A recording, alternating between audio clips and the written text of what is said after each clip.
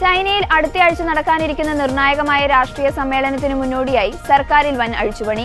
9 സൈനിക ഉദ്യോഗസ്ഥരടക്കം 19 പേരെ നിയമനിർമ്മാണ സഭയിൽ നിന്ന് പുറത്താക്കിയിരിക്കുകയാണ്. ഇവരെ പുറത്താക്കിയതായി ചൈനയുടെ national people's conference standing committee അറിയിച്ചു. PLA ground force commander Li Qiaoming, മുൻ നേവി കമാൻഡർ ഷെൻ ജിൻലോങ് എന്നിവരടക്കമുള്ള പ്രമുഖരാണ് പുറത്താക്കപ്പെട്ട സൈനിക ഉദ്യോഗസ്ഥരിൽ ഉൾപ്പെടുന്നത്. കൂടാതെ ഇന്നർ മംഗോളിയ മേഖലയിലെ മുൻ പാർട്ടി മേധാവി സൺ ഷാവോച്ചോങ് ഉൾപ്പെടെയുള്ള പ്രവിശ്യ ഉദ്യോഗസ്ഥരെയും പട്ടികയിൽ നിന്ന് നീക്കം ചെയ്തിട്ടുണ്ട്. മാർച്ച് 4 മുതൽ 11 വരെ ബീജിംഗിൽ നടക്കുന്ന 2 സെഷൻസ് എന്നറിയപ്പെടുന്ന വാർഷിക രാഷ്ട്രീയ സമ്മേളനത്തിന് തൊട്ടുമുൻപാണ് ഈ നടപടി.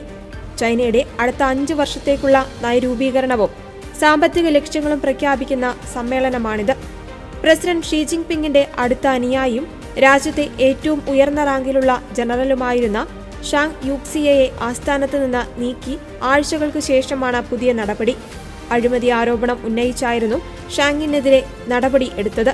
ചൈനീസ് കമ്മ്യൂണിസ്റ്റ് പാർട്ടിയുടെ നിലനിൽപ്പിന് ഏറ്റവും വലിയ ഭീഷണി അഴിമതിയാണെന്നാണ് ഷീ ജിൻപിങ്ങിന്റെ നിലപാട്. 2013 അധികാരമേറ്റതു മുതൽ അഴിമതി വിരുദ്ധ പോരാട്ടം ശക്തമാക്കിയിരുന്നു. ഇതിന്റെ പേരിൽ നിരവധി മുതിർന്ന സൈനിക ഉദ്യോഗസ്ഥരെയും പാർട്ടി നേതാക്കളെയും ഷീ ജിൻപിങ് അധികാര സ്ഥാനങ്ങളിൽ നിന്ന് പുറത്താക്കുകയോ തടവിലാക്കുകയോ ചെയ്തിട്ടുണ്ട്.